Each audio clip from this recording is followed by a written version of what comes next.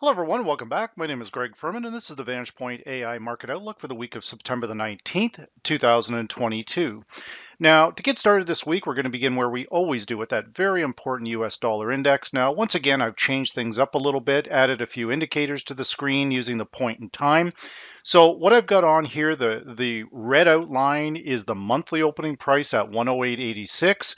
The blue line is the yearly opening price at 95.64. I will apply to all of this to the outlook this week so we get a better idea where things really sit in the markets. Now, the dollar obviously remaining strong with the talk of the Fed rate hikes, but next week will be extremely volatile. You've got the Swiss National Bank, the FOMC, and the Bank of England all in one week. And it is going to be extremely choppy in all markets. But if we look at the dollar right now, the dollar is above its yearly opening price, but the gains are maybe not as big as what some people think. Now, we've had a good spike in the month of September, all the way up to the high of 110.78, and I anticipate the dollar will spike again. The question remains, will the dollar hold gains after the Fed? The media spinning things around, saying that the Fed's going to hike 1% or more. The Fed has not said that. So again, I'm not even convinced the Fed will hike 75 basis points, but more than likely he will, based around the somewhat lagging CPI numbers. So again, when we look at our key Vantage Point levels, we have our T cross long intersecting with the monthly opening price, both at 108.86, 109.09. We would look for the dollar to remain above this level after well, not just after the Fed, but also prior to the Fed. The indicators here, though, the neural index strength, you can see it's losing momentum. The predicted differences are running sideways. The predicted RSI also not showing any kind of momentum. But again, what I've seen with these Fed announcements is very often is buy the rumors, sell the facts. So we know where the current high on the dollar index is. If it's a true dollar rally, then the dollar index we would look for it to break above 110.78 this week, but it needs to stay above it. Now, again, a lot of this is dependent on the Fed. I am not one. I will never advocate for trading the news. I believe the dollar will be strong going into it, but come Thursday and Friday, regardless what the Fed does, that will really be the test here whether the dollar can maintain that momentum. Now we can see clear as day that gold, anybody buying gold is bailing out of this prior to the Fed. Now, when we look at gold, our yearly opening price 1829, very bearish on the year. The monthly opening price, we can see price on open. You can see it's identified by a red dash, and then the other one is identified. The yearly is opening by a blue dash. Now, in your Vantage Point software, you can copy the indicators, which is pretty cool in my view, and then load the same indicator twice. One would be the monthly opening price, one will be the yearly opening price. But price action, guys, always tells us what the real trend is. If somebody were to argue that the gold is bullish, well, it's below its monthly opening price and it's been below its yearly opening price for the better part of the calendar year.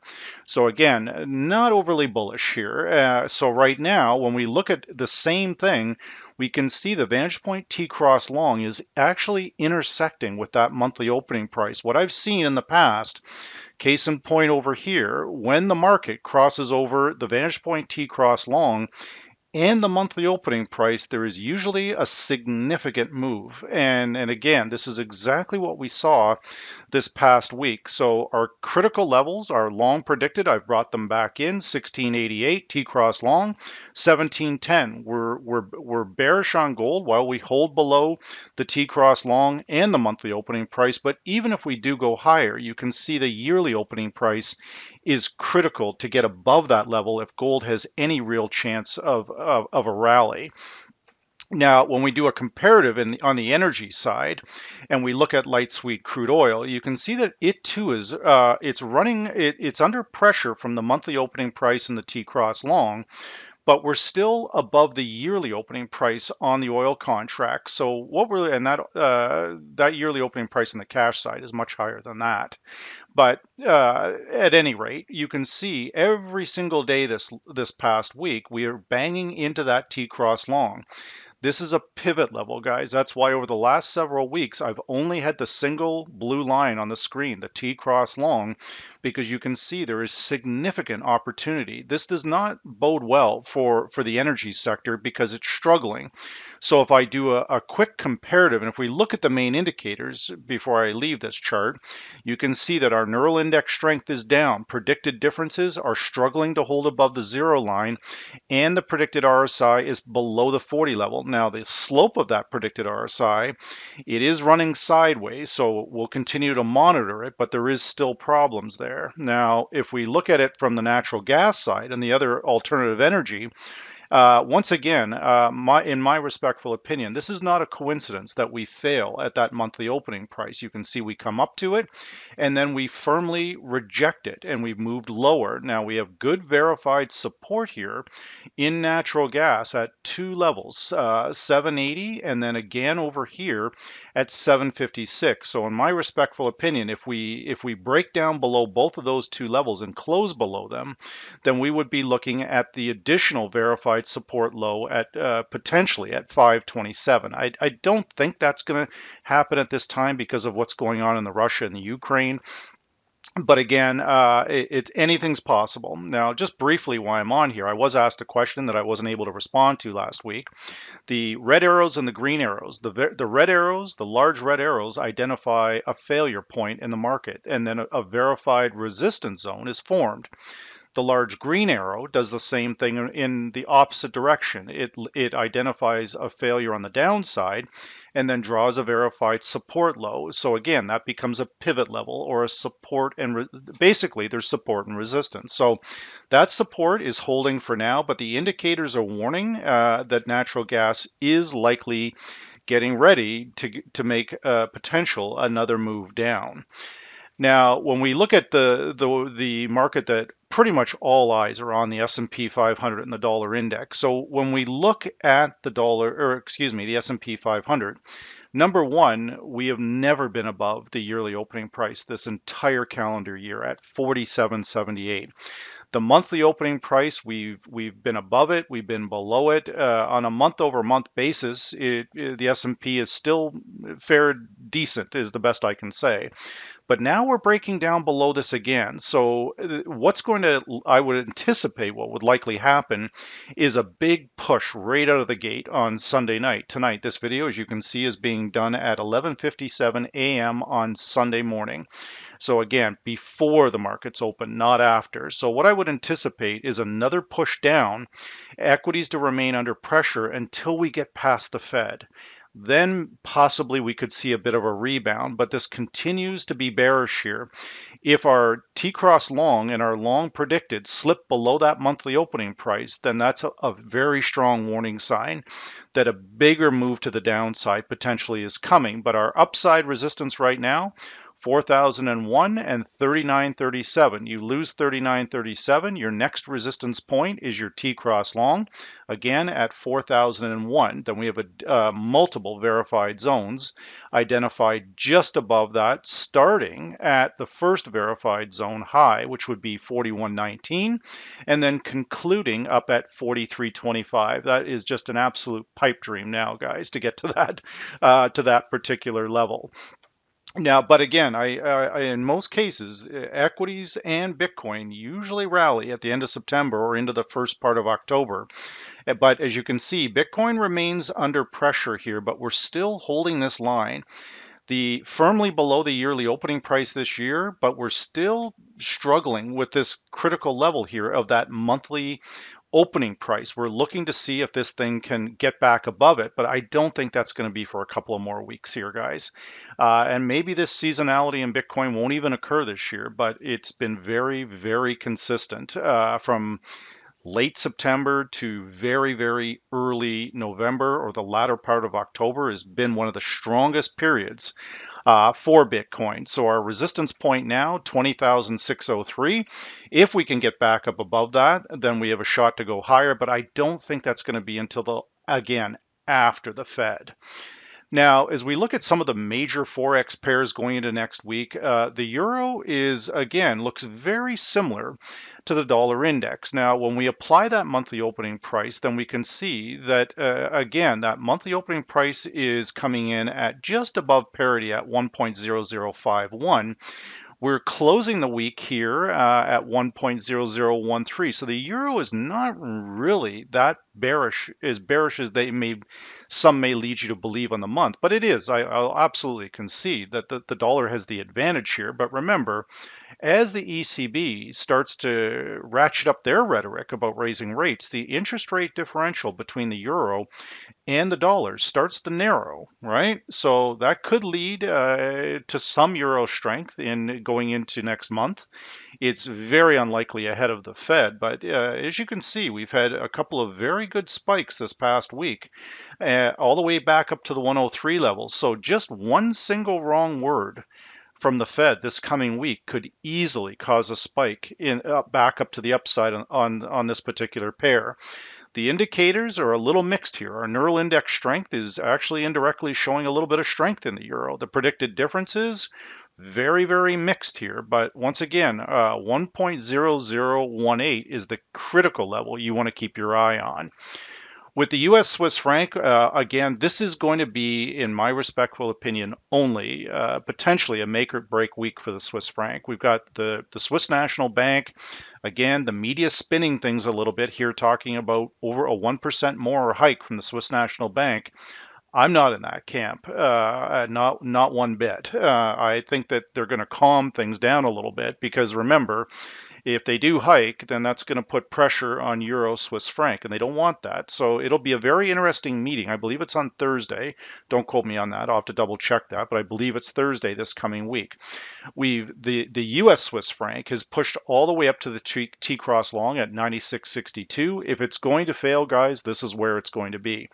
I'm looking for it to continue to push higher towards the end of the month. I believe it can do that. We are above our yearly opening price at 91.09. It is bullish on the year. We've just got to get back up above this monthly opening price, and more specifically, we need to get above the Vantage Point T cross long to get this pair moving. But if it does fail, you'll know why. Now, when we look at the pound dollar, this one, you can see I've taken the chart back 3 years to that infamous day with the Fed slashing rates, which sent the pound dollar screaming higher over the next several years, or months, years, whatever you want to call it, all the way up until February, or excuse me, May of 2021. But then the pound resumed its downtrend again. This support level is the one that I'm sure I'm not the only person that can see this, guys, but be very, very cautious around this 114 level. I believe they're going to try and run stops. In order to flush the market out, they would have to push this thing down at least 200 to 300 pips in order to flush it out. Then it rebounds, or it may not rebound if we have this continued dollar strength. But remember, we have the Bank of England this week. But that support level at 114.11, which was actually breached on Friday, as you can see, we also have a verified support low there from the previous week at 114.05, which was a fantastic long. But that long was based on the verified support low going back to 2020. So once again, can the pound recover here? These indicators are saying no. They're saying it's going lower. Our neural index strength is sideways. Our predicted differences are getting ready to cross back to the downside. And the predicted RSI is showing that momentum to the downside is building. But just remember, they could just run this down 40 or 50 pips, maybe 60 pips, maybe even 70. I'll go as far as. And then you get a violent reversal back up. Just remember, Monday and Tuesday trade is very different.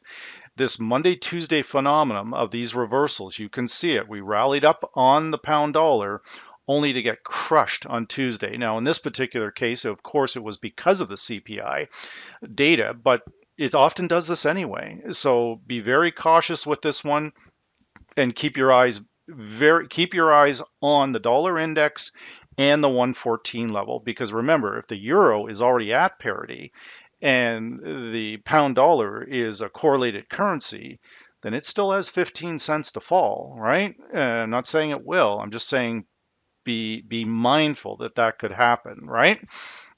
Now, when we look at the dollar yen going into next week, once again, stalling out up here with the US Swiss franc, the Swiss franc and the Japanese yen have high correlations to the dollar in risk-off scenarios.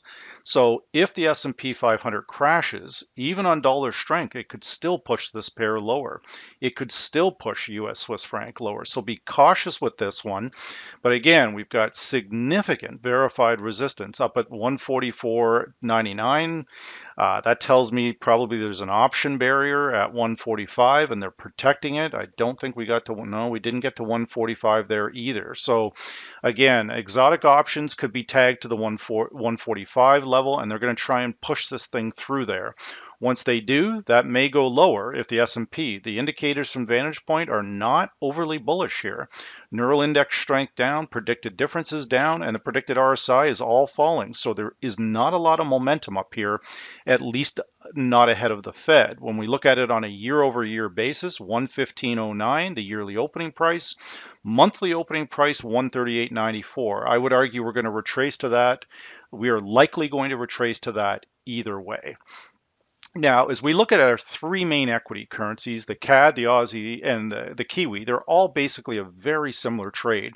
You can see that US Canada is finally under pressure. This is all over the news in Canada here this weekend with saying that the weakness in the Canadian dollar. That was inevitable if these equities continue to fall, and now energy is under pressure. So I would be very cautious with this pair. I have a lot of resistance up around the 130, 133, 137.70. We very small move above that level, and then it pulled back. Now the indicators here, that's an infamous. This is what some of the people here wrote to me that they call the death cross, and I'm not going to disagree with that terminology. When I see an MA diff cross like that, that usually is suggesting it could be an end for the Canadian dollar, and we are going higher. So I'm not convinced of that just yet, but I think that oil and I think that energy may be able to turn around. It's possible. I believe the S&P may turn around at the end of the week once we get the Fed, whatever he's going to do this time. It's always a mystery. But for now, longs are the better play, in my respectful opinion, while above the T-cross long at 130.96 and our price on open, the monthly open at 131.22. And again, the yearly opening price here, guys, 126.37. That alone, when you look at it over the last several months, if we look at it over the last 6 months, every time we've dipped below the yearly opening price, it's come right back up again. Now, you will see very, very similar patterns. If the US Canada reverses to the downside, then Aussie and New Zealand will try and reverse back to the upside. We have strong verified support at the low at 66.81, but you're going into Fed week, so I would expect volatility in all three of these pairs. But again, if we know our levels and we look at our indicators, there is some hope for the Aussie with the neural index strength. But the additional indicators are all pointing for further weakness on the Aussie. We just need a sustained break of that verified zone low, and that's coming in at 66.81. We will see something very similar with the Kiwi. And with the Kiwi, once again, it's under pressure already. But the indicators, the neural index strength is showing there's a bit of life there, but the additional indicators are saying we're going lower. Both the Aussie US, the New Zealand US are firmly below their yearly opening price. And on a side note, what I've seen over the many years of using this type of trade setup is that the further we move away from the yearly opening price on any trading instrument, the more likely it is there's going to be some kind of retracement. That is not based on Fibonacci. It's not based on any of these types of things. It's simply based on the fact that you have a large gap in price, and it's telling me that potentially the Aussie is grossly undervalued at these levels. So if the RBA starts hiking, then that could turn things around. Or if there is any type of wording from the Fed that the market doesn't like. So expect a very volatile, choppy week, but with that, I'm sure there will be opportunity. So with that said, this is the Vantage Point AI Market Outlook for the week of September the 19th, 2020.